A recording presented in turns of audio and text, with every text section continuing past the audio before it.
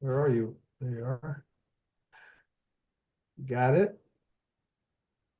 All right. Shalom, shalom. It's Gidon Ariel with my good friend Hutch, and we are having our lovely conversation. How are you, Hutch? Good We had a morning, few. at least, well, good afternoon, I should say. Good morning for me, good afternoon for you. It's Oh been a yeah, couple my oh my. What time is it by you? it is 7:50 a.m. in Denver. Okay, And that is not totally brutal. no, that's not bad. Usually you and I are talking around 6:30, so time change There has you been go. my friend here with our spring ahead an hour. Now, do you guys do time changes in Israel? Yeah, you guys did your time change about a week or two ago, Yep. and we're doing to our time change in about a week. So in between and right after the end of all these changes, it wreaks havoc on my schedule because I have a lot of meetings that are scheduled in advance. And Yeah. when they actually end up, then one person says, "Oh, I thought we were meeting a regular time." And by me, it's an hour before. Don't ask. And then, You of know course, how don't forget that I go to my afternoon and evening prayers around sunset. yeah. So if sunset changes, then I have to change my time also. Oh, whatever. You probably remember from your time in the States, there's a saying that talks about how, when you can't get along with somebody, you can't even agree on whether it's night or day or what day it is. It's something as simple as that I'm sure there's a Jewish saying for that as well. But I just don't understand why we as a people, globally can't get on the same page as it relates to things like calendars and when we do things like this, and everybody has to do it their own way, and it just creates havoc for everybody. I mean, geez, within the own United States, we have certain areas that recognize time changes and other time areas or states that don't recognize time changes. It's strange. Doesn't make any sense to me. Why can't we No, just, no, no, no, no. You're telling me something that I didn't know. You're saying that there are places in the United States that don't follow daylight savings time? yeah, for example, there's Arizona and I don't know, there's a couple of others out there that don't recognize it. So they stay the same and everybody else's changes. It's just the craziest thing. I don't understand it. They tried to pass legislation a year or two ago that basically said we're going to get rid of daylight savings, and for whatever reason they chose not to. It was voted down or whatever. I don't know what happened, but we're Oh. still doing it. So you are still doing it. So Yeah, it's we not are. like they're not doing it, everybody else is. No, just like there's a couple states that don't recognize daylight savings. They just stay the same and everyone else changes around them, which is just really bizarre. Really bizarre. I'd never heard of that. Let me try to forget it. It'd be like a region. It'd be like your area of Israel says, you know what? We're not going to recognize daylight savings, and the rest of Israel does. How strange would that be? Well, that's pretty much what we do. Let me tell you again. I don't remember seeing this reported in the newspaper, so it might be apocryphal. Is that the right word? It might not be a real story, but it could definitely be a real story. As you know, Israel and the Palestinian territories are right next to each other, like New Jersey and New York City, really. And not only are the Palestinian territories and Israel are they adjacent geographically? Their their economies are very much uh, together like this, melded or whatever the better word is. So, many Palestinians, tens of thousands of Palestinians, commute to work in Israel every day because they're making maybe 10 times as much. Again, this is what I've heard. I mean, 10 times as much working in Israel than they would be working in the Palestinian Authority. The problem, so that is why we're a very mixed uh, economy. Not a very, but relatively mixed economy. One problem is that the Palestinian Authority and so many activists in the Palestinian Authority hate Israel, as you know. So that's crazy. On the one hand, so much of your economy is based on interacting with Israel. The very word interaction means having a good relationship. You know, an interaction with your enemies, that's not something that you want to hold on to. You want to either fix it or get the hell out. But anyway, so on the one hand, you have this very strongly melded economy. On the other hand, we hate Israel. So now that they are in the Palestinian Authority, they're like a quasi-state, they get to make laws for themselves. So what is the law one of the laws that they said Israel has daylight savings time? We're going to show them we're not going to have daylight savings time. So it's 10 o'clock in the morning, Israel, but it's 9 o'clock in the morning, Palestine. Hey, it's stupid, and I'm sure that many of the Palestinians thinks it's stupid, but it is what it is. Then what happens? At least half the year. I didn't get to the main part of the story, Hutch. Give me a second. Yes. Sorry. I'm going slow because this computer's so slow. As you know, there are terrorists in the Palestinian Authority. That sometimes they manage to cross the border unbeknownst. Sometimes they manage to get through the security border. And either they'll get a gun and they'll shoot people, or they'll get a knife and they'll stab people, or they get a car and they'll run into people. They got all sorts of ideas.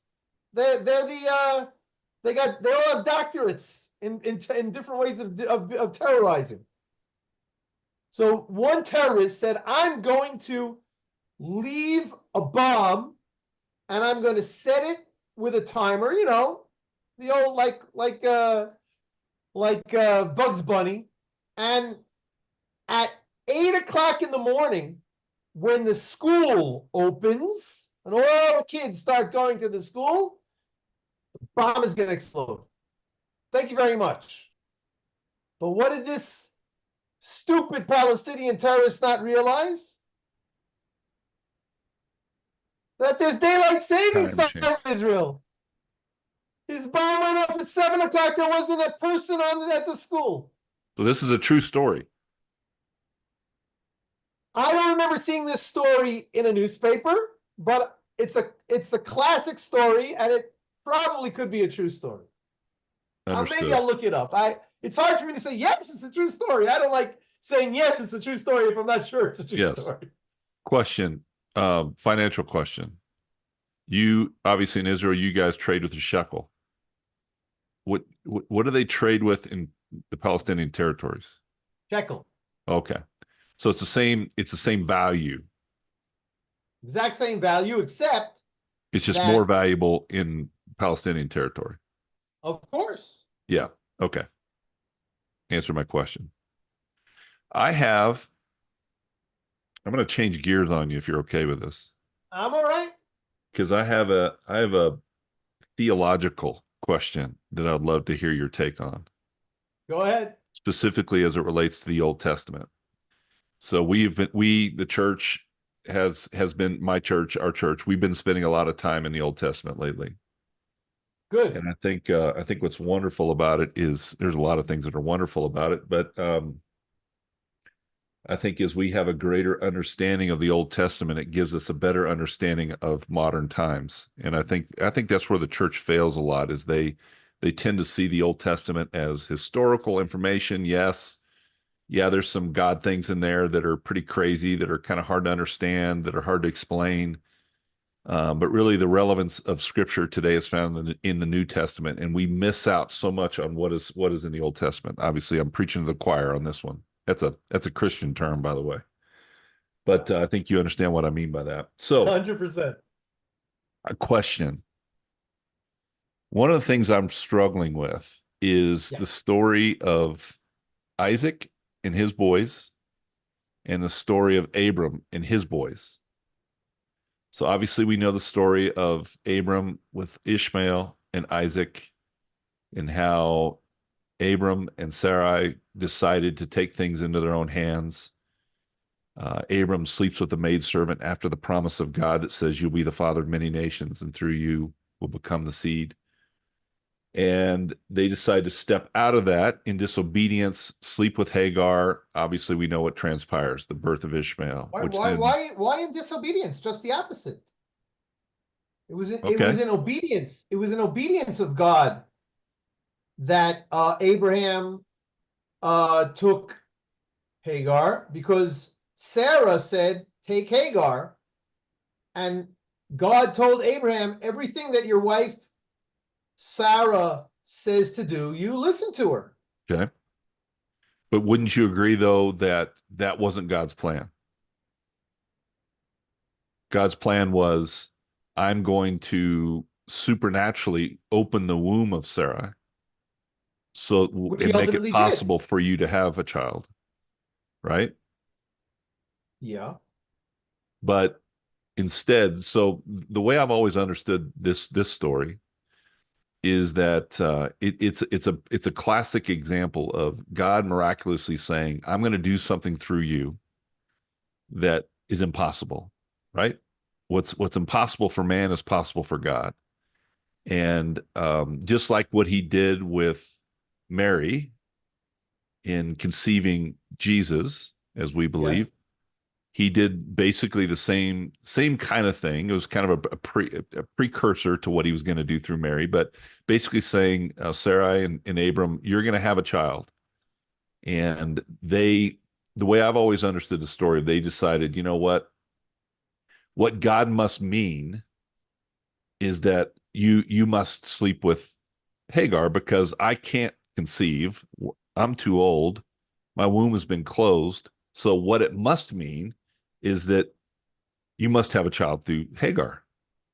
And so they kind of took it upon themselves to go down that path, only for God to say, "No, that's not what I intended for you." No, no, no, no. That's not what he said. I am sorry for interrupting, but I repeat, he said, "Everything that your wife Sarah says, do." So he agreed with Sarah ultimately.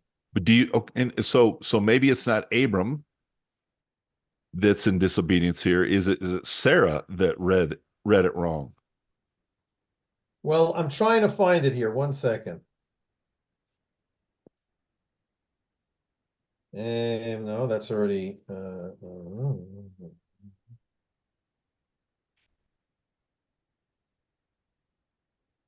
1 minute. If you almost before that.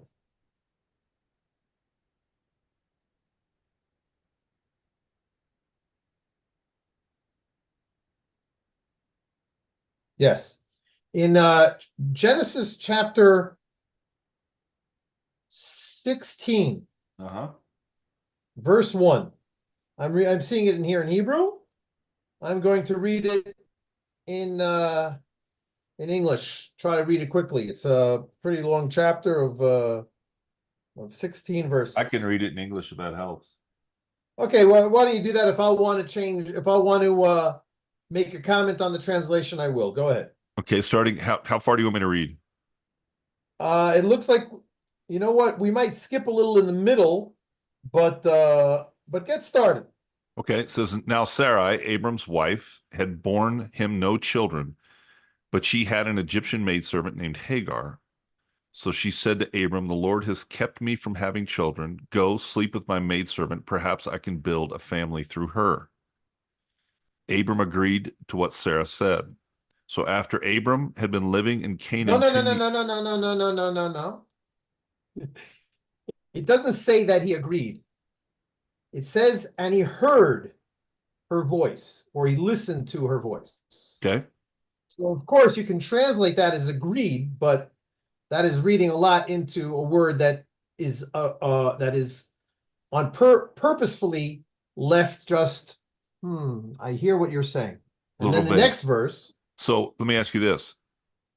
Would the same word have been used when Eve came to Adam to and partake of the what? apple? or from the fruit, the forbidden fruit? Okay, let's take a look at that verse and see what word it says over there. 1 second.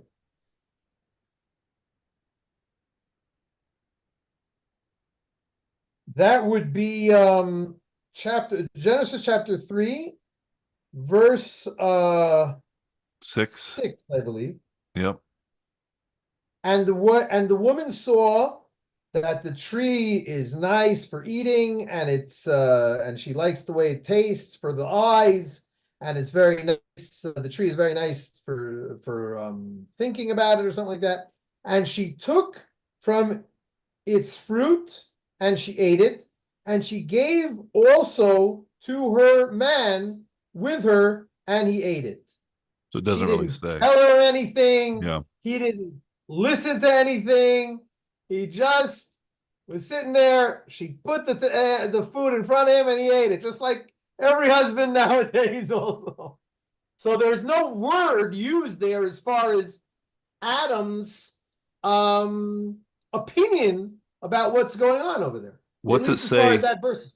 What's it say in the Hebrew in verse 12 of that same chapter?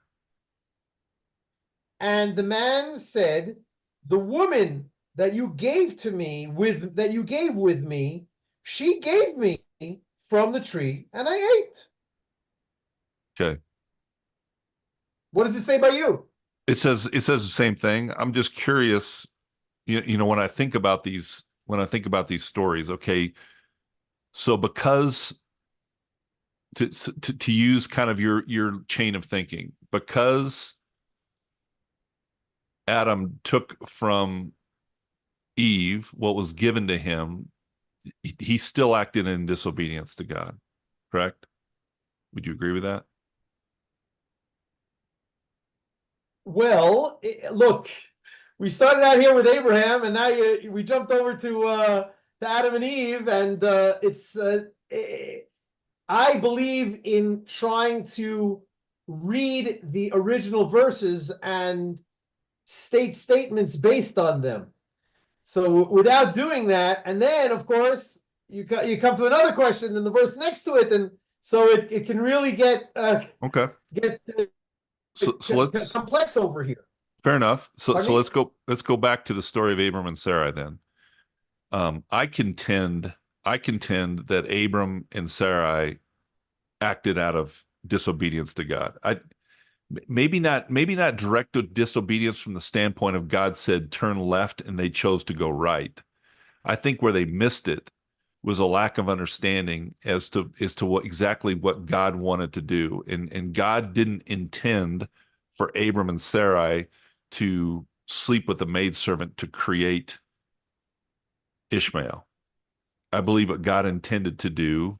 Again, I'm reading between the lines here, all right? So I'm using some interpretation that I think what God intended to do was to supernaturally, miraculously open the womb of Sarai, just like he did for Mary, for a supernatural conception to take place. Now, did God know that Abram and Sarai were going to take the path they took? Of course he did.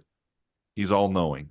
So it wasn't a surprise to God. It wasn't like God said, oh, geez, I didn't see this coming. Now I've got to create a plan B, right? So, there's the omniscience of God. There's the fact that he is all knowing that is really difficult for us to understand.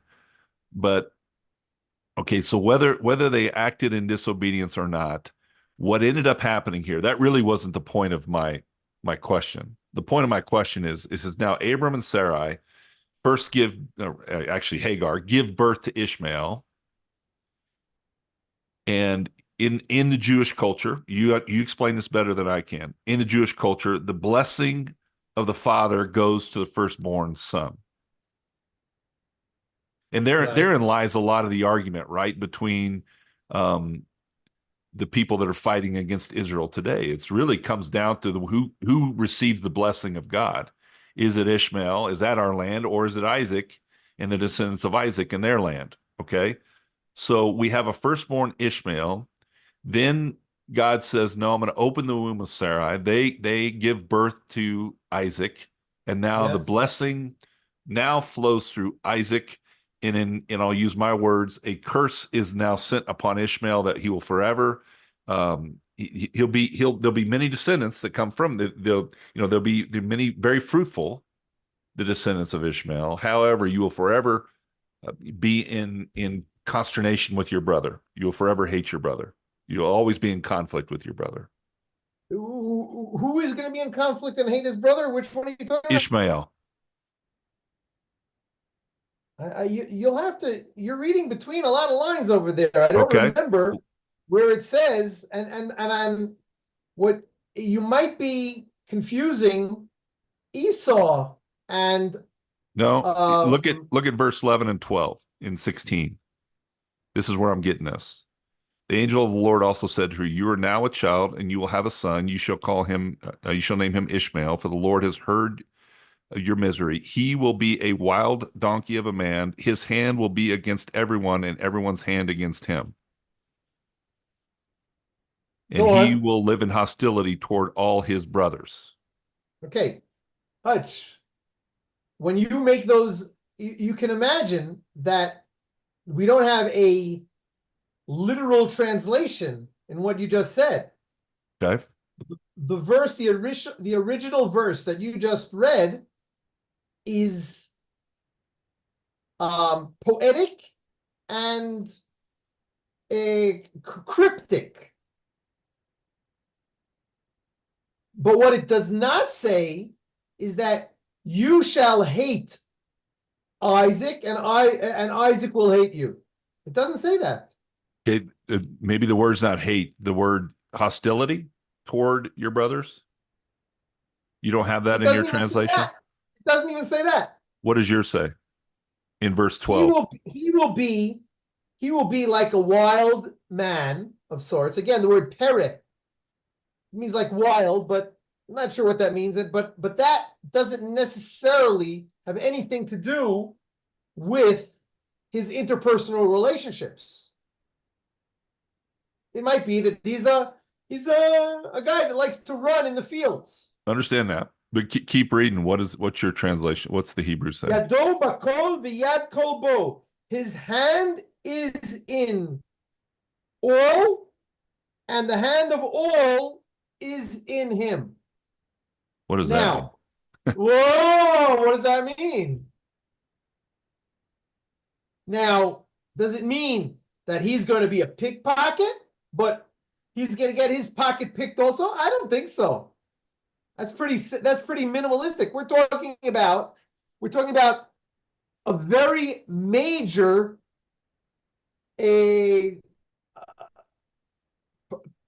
character in the Bible, ultimately in human history, certainly in the past 1,000 years of human history, certainly in the past 100 years of human history. Ostensibly, Arabs, Muslims are the descendants of Ishmael. So Correct. if we project or past-ject, if we project into the past, well, look how bad the Muslims are today.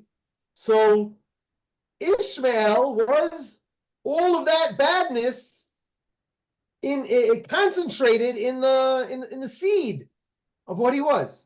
But Hutch, you know that there was a golden age of Spain, right? You heard of the phrase golden age of Spain. Huh? The golden age of Spain was when Spain was ruled by Muslims. Mm-hmm. There was a golden age of Islam. So and Jews had a very, very good relationship with Muslims for a while. So if we were learning the verses, then So when was that? What time? What point of history? I think in the 1400s, maybe the 1300s.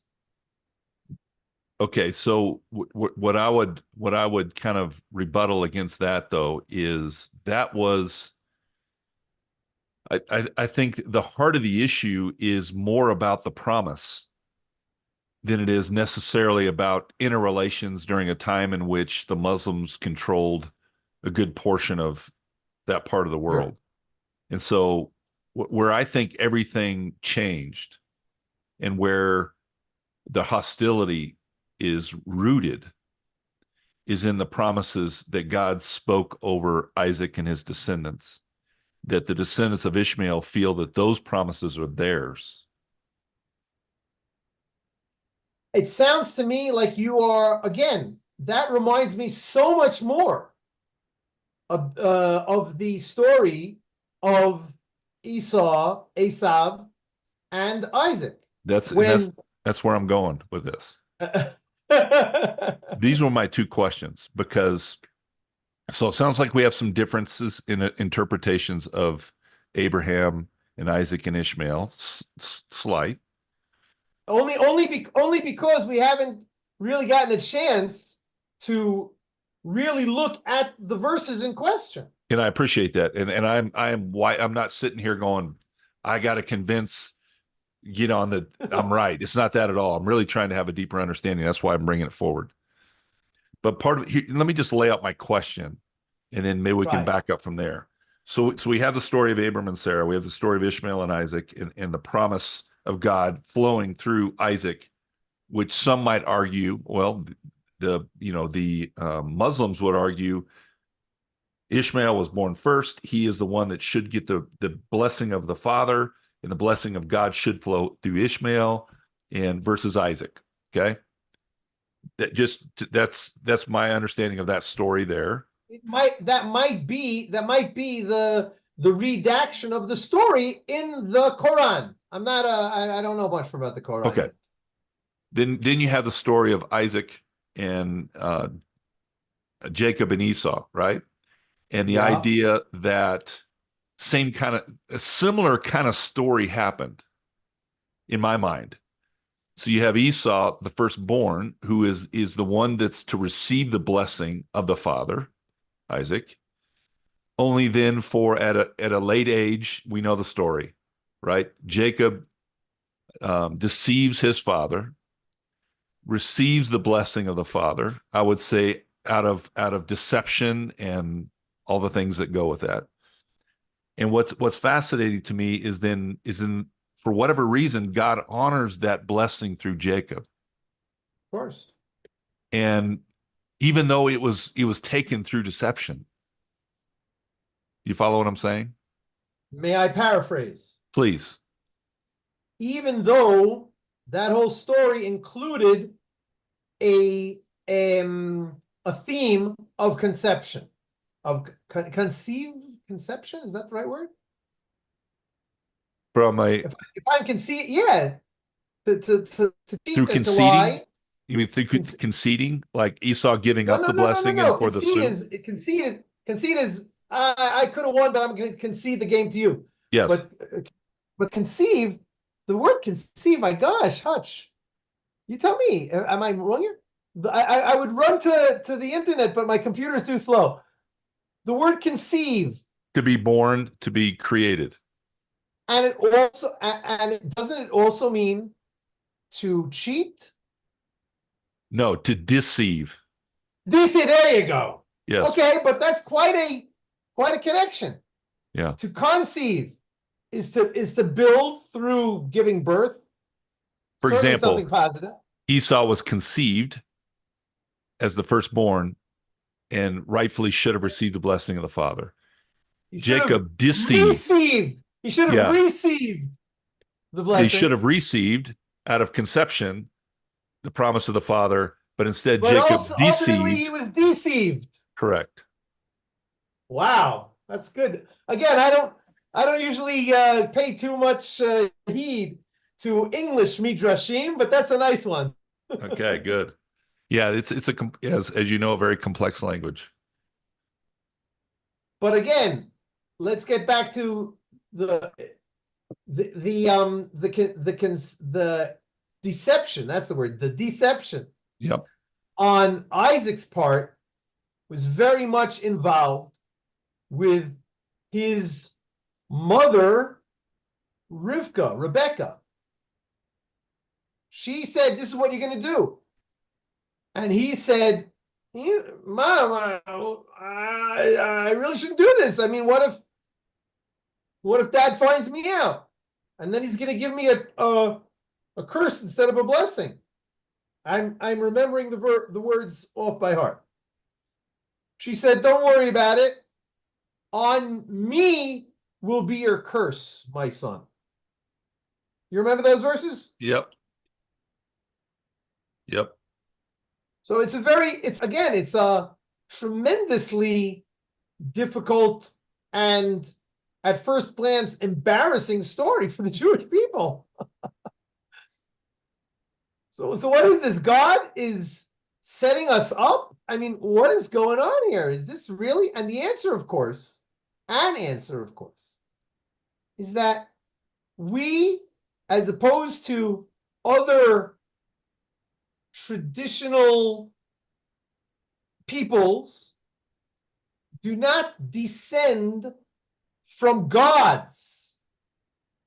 I'll remind you, the Greek mythologies had gods, many gods, and they conceived with women, and out came us. We're the greatest Greeks.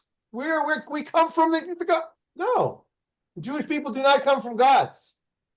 The Jewish people come from mortal, doable, Dysfunctional. mistakable. Yeah. Dysfunctional People. situations. We all do. Yes.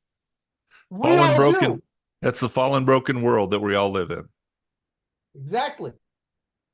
So again, you use that terminology, the fallen, broken world that we all live in. My terminology is that we're all only human, and Right. our striving is to connect to God. God is divine. God is ultimate, omni everything. You know what's beautiful about all these stories, right? And you read through these, and you read through it, and it reads like some of the best. You still there? Sorry. I'm here. Okay, hold on. Somebody tried to call me and it popped me off here. Hold on. Let me pull us back up again. So I can see your face. I got to see your face when I'm talking to you. Um, the Bible is just filled with just incredible stories and dysfunction and messed up people and screwed up lives, and I mean all of them. I mean, with almost without exception, everyone has their stuff, right? Everyone has their baggage. Everyone has their fallenness, Right? and but yet God, but yet God. He uses us. He uses the fallenness. He uses the brokenness. He uses the frailty for his glory over and over and over again, and his purposes will not be stopped. And even in spite of who he's working with, and that's us, mankind, right? Right. That's what's amazing about the power of God is his ability to overcome the frailty and sin of man.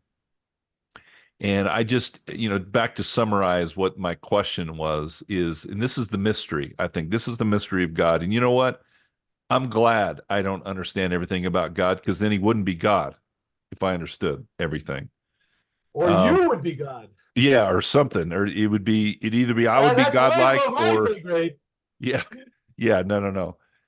I just things. I guess what I'm getting at is, and again, this is probably worth many more hours of discussion, and maybe we can pick this up at another day. But I think about, the in my mind, the dysfunction of what happened with Abram and Sarai and Ishmael and Isaac and all that created, where you have a situation where Ishmael, by theory, as firstborn, should be the one that receives a blessing, yet God gives it to Isaac. And then in the story of the other story that we were looking at with Isaac and Jacob and Esau, you have one that should receive the blessing, and it's deceived and stolen, and God passes the blessing. It just is fascinating to me how God works, and how it all flows, and how, again, the perfection of God always will come forth. It just and then makes me and then you scratch and my then head. you you took a break, but the next story is the major story of the book of Genesis, which is the story of Joseph and his 12 brothers, Yes. 11 brothers, Yes. and how you had three other chances to have a firstborn, and ultimately it was Joseph. But Yeah. ultimately it wasn't. Ultimately, it was all 12 tribes. Yeah. All 12, which really is, I think, again, I'm just jumping over here based on my own journey. I think that that is, what did you call it? A precursor of Christians. Yeah. Why is that? Because the nations, the the typology or the setup of nations is here's a nation, there's a nation, another 70 nations. One of them is the Jewish nation.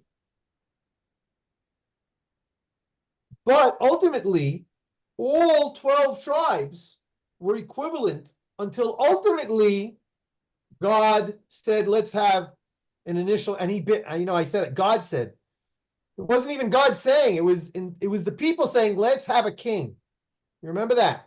Yeah. God even didn't want a king. God wanted all of the Jewish people, all of the tribes to be as Surrendered to him. one nation. And I say that that is my understanding of Christianity, of Christendom. Christendom is not a nation, oh, I'm French, I'm English, I'm Nigerian, whatever. No, no, no.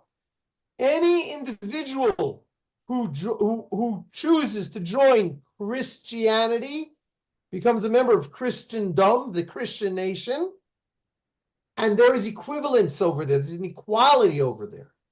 So that is an interesting I that is wish an interesting lesson that you can learn from the way that the 12 tribes behave, I think.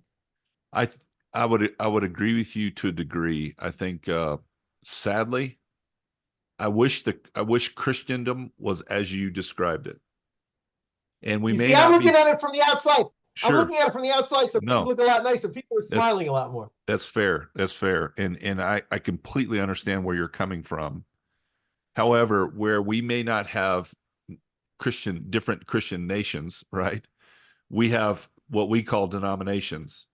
And Denominations. that creates, I think, in my opinion, it creates even more division than even geographical separation. Right. Oh, well, obviously.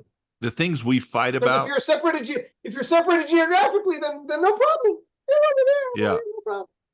the things we fight about in Christendom theologically is absolutely silly. It is so sad. And what needs to happen, man, there's a book that I want to encourage you to read if you haven't read it before.